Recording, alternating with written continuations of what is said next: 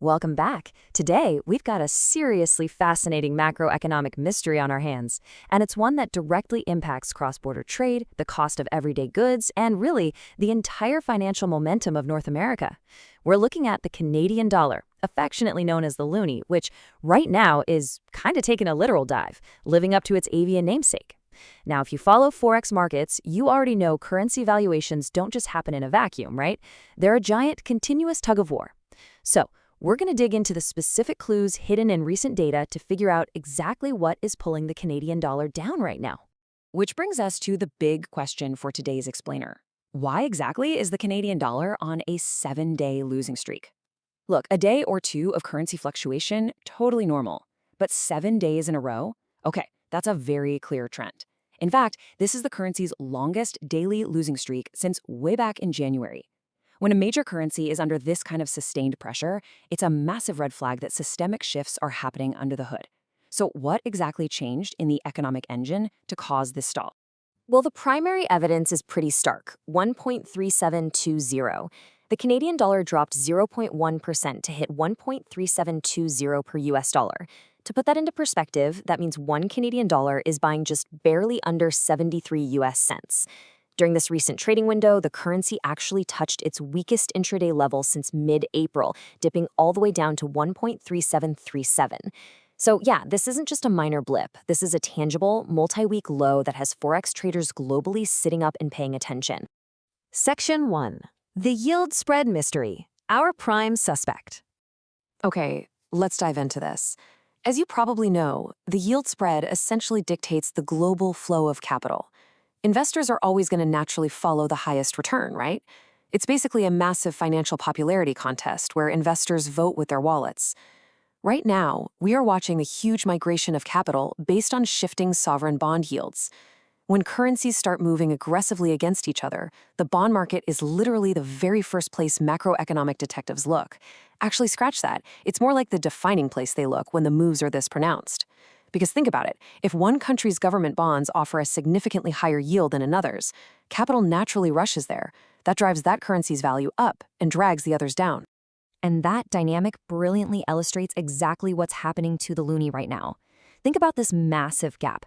We're comparing the US 2-year yield with the Canada 2-year yield, and there is a gaping 105 basis points gap in favor of the United States. Canada's 2-year yield actually just fell 2 basis points further below its U.S. equivalent recently. This marks the widest spread between the two countries since January 22nd. Simply put, the U.S. is offering a significantly better return on these bonds right now. So, naturally, capital is flowing south, pushing the U.S. dollar up and, you guessed it, dragging the Canadian dollar down with it. Section 2. Clue number 2. A tale of two economies. So the really crucial point here is that we are looking at two entirely different economic realities. Over in the US, you've got this sticky, hotter-than-expected inflation that's essentially forcing the Federal Reserve to hold rates higher for longer. Honestly, they are highly unlikely to lower rates this year if that inflation doesn't cool off. But conversely, when we look north to Canada, we see a noticeably softer domestic economy, especially in the labor market. Because of that, Canada's central bank simply doesn't have the same justification to keep their rates sky high. Actually, this quote sums the whole thing up perfectly. Kevin Ford, who's an FX and macro strategist over at Convera, notes that this currency push is really a story of relative momentum. I absolutely love that phrasing, relative momentum. It hits the nail on the head. It's not necessarily that the Canadian economy is in total freefall, it's that compared to the aggressive, hot momentum of the US economy, Canada is visibly lagging behind. When the market expects the U.S. to hold rates firm while Canada's actively dealing with domestic weakness, the momentum just clearly, undeniably favors the U.S. dollar. And if you want to really understand that domestic weakness in Canada, just look at the recent data drop we got on Friday. The Canadian economy unexpectedly lost 17,700 jobs in April. Because of that, the unemployment rate ticked up to 6.9.7. For anyone doing business across the border, that 6.9% unemployment rate, that is a blinking neon warning light that rate cuts and subsequently a weaker loonie are almost inevitable at this point. It indicates a sustained weakness in the labor market. And you know how it goes. When currency traders see a softening labor market, they immediately bet that the Bank of Canada is going to need to cut interest rates to stimulate the economy.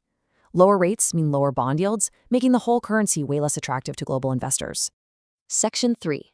Wider economic ripple effects. Now, we're seeing some genuinely fascinating contradictions ripple out here. Let's start with the housing market. Despite a tiny 0.7% increase in sales, prices actually edged lower after a pretty slow start to the month. So, broader economic uncertainty is definitely weighing heavily on real estate. But guys, here is the true anomaly.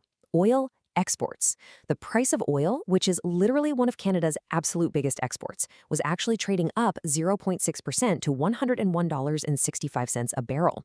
Historically, the Canadian dollar is considered a petrocurrency. Usually, when oil goes up, the loonie goes up. The fact that the Canadian dollar is falling right now despite strong oil prices, well, that tells you just how incredibly powerful the downward momentum from that yield spread and the soft labor market really is. Meanwhile, we're seeing the 10-year bond yield flattening out down to 3.532%, which just further confirms this cooling economic temperature.